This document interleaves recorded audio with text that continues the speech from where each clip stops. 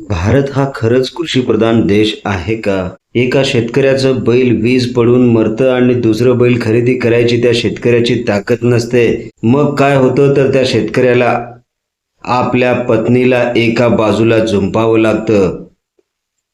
देशाचं पोट भरावं यासाठी राबणाऱ्या अन्नदात्याच्या कुटुंबाला जनावराची जागा घ्यावी लागत असेल तर हे केवळ दुःखदच नाही तर अत्यंत वेदनादायी आहे. एका बाजूला देश महासत्ता बनण्याची स्वप्न पाहतोय, शेअर बाजार नवे विक्रम करत आहे, अब्जावधी रुपयांच्या योजना जाहीर होत आहेत, पण दुसऱ्या बाजूला महाराष्ट्रातील एका शेतकऱ्याच्या आयुष्यातील वास्तव पाहिलं तर काळीज पिळवटून जातं.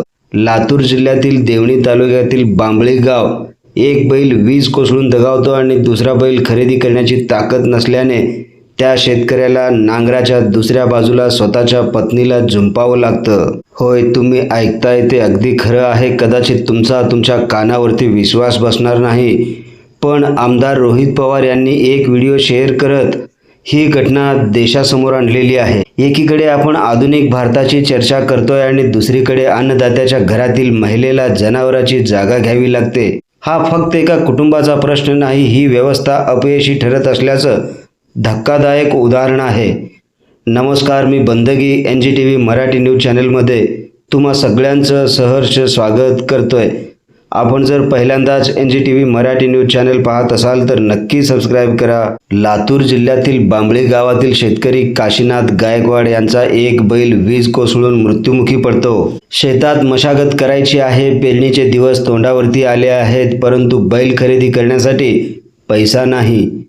अशा परिस्थितीत नांगर थांबवायचं की शेती थांबवायची या प्रश्नासमोर उभ्या राहिलेल्या या कुटुंबांनी जे केलं ते पाहून संपूर्ण महाराष्ट्र हळहळला आहे. नांगराच्या एका बाजूला बैल आणि दुसऱ्या बाजूला स्वतःची पत्नी. हा व्हिडिओ सोशल मीडियावर व्हायरल झाला असून राज्यभरातून संताप व्यक्त केला जातो. शेतकऱ्याच्या वेदना समजून घ्यायच्या असतील तर AC कार्यालयात बसून चालत नाही. सामान्य माणसाचं जगणं आज किती कठीण झालं आहे याचा विचार करा. महागाई वाढली, शेतीचा खर्च वाढला, बियाणे महाग, खते महाग, औषधे महाग, पण शेतीमालाला हमी भाव नाही. निसर्गाची साथ नाही, कर्जाचा डोंगर आहे आणि त्यातच अशा संकटाने शेतकरी अक्षरशः भरडून निघत आहे. शहरातील माणूस संकटात असेल तर अनेक पर्याय असतात, पण शेतकऱ्याचं जीवन निसर्गावर आणि शेतीवरच अवलंबून असतं. एक बैल गेला आणि संपूर्ण कुटुंबाची अर्थव्यवस्था कोलमडून पडली. हीच खरी ग्रामीण महाराष्ट्राची वस्तुस्थिती आहे. या घटनेचा व्हिडिओ शेअर करताना आमदार रोहित पवार यांनी सरकारवर जोरदार टीका केली आहे. शेतकऱ्यांची अवस्था इतकी बिकट झाली असेल तर केवळ घोषणा करून उपयोग नाही. सरसकट कर्जमाफीसह ठोस मदतीची गरज असल्याचं मत त्यांनी यावेळेस व्यक्त केलं. शेतीमालाला हमी भाव द्या असं देखील यावेळेस त्यांनी सांगितलं. त्याचबरोबर कुटुंबाला तातडीची मदत देण्याची मागणी देखील त्यांनी सरकारकडे केली आहे. आज प्रश्न फक्त काशीनाथ गायकवाड यांचा नाही, प्रश्न आहे त्या प्रत्येक शेतकऱ्याचा जो दिवस रात्र राबतो, ऊन वारा पाऊस सहन करतो, स्वतः उपाशी राहून देशाचं पोट भरतो.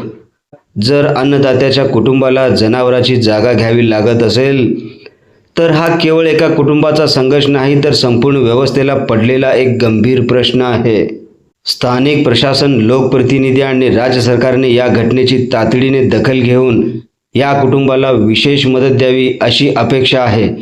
कारण शेतकरी वाचला तर शेती वाचेल आणि शेती वाचली तर देशाचा अन्नदाता टिकेल. तुम्हाला काय वाटतं? खरंच या शेतकऱ्याची मदत सरकार करेल का? अशाच प्रकारच्या रोखठोक आणि सडेतोड बातम्या पाहण्यासाठी पाहत रहा महाराष्ट्राचा बुलंद आवाज NGTV Marathi news. Bureau chief Nizamshah Shaikh सोबत बंदगी. NGTV Marathi news, Solapur.